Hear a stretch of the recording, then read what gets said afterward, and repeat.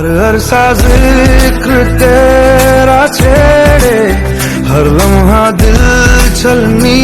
ঈদের 2 দিন চলে যাওয়ার পরও আমার নিজের জন্য ড্রেস তৈরি করা হয়নি। ফাইনালি ঈদের 2 দিন পর নিজের জন্য একটা আনারকলি ড্রেস তৈরি করতে বসলাম। এতটাই ব্যস্ত ছিলাম আমি যে ঈদের 2 দিন চলে যাওয়ার পরও আমার মনে কোনো ঈদের আনন্দ নাই, কোথাও ঘুরতে যাই নাই, কোথাও বেড়াতেও যাই নাই। ঈদ যে আমার জন্য আনন্দের ছিল না তেমনটা না, তবে আমি কাজের চাপে সময়ের অভাবে কিছুই করতে পারিনি। এতটাই ব্যস্ততা ছিলাম যে আমার ড্রেসটা আমি ঘুরতে যাওয়ার 1 ঘন্টা আগে কমপ্লিট করছি।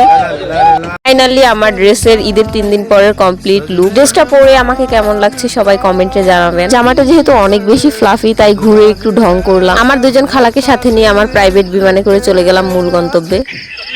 আমার সাথে ছিল আমার 2 জন সুন্দরী খালা, যাদেরকে ছাড়া আমি কোথাও যেতে পারি না। আমার খালারা আমার চেয়ে বেশি ঢং জানে, অথচ দিন শেষে আমার দোষ হয় যে আমার থেকে ঢং শিখছে। এদিকে আমার খালা খাবার দেখে অনেক বেশি খুশি হয়ে গেছে। অন্যজন তো মনে হচ্ছে 1 মাস পরে খাইতে বসছে। অনেক ঘোরাঘুরি করলাম, ছবি তুললাম, খাওয়া দাওয়া করলাম, নাগরদোলায় চড়লাম। আলহামদুলিল্লাহ দিনটা অনেক ভালো কাটছে।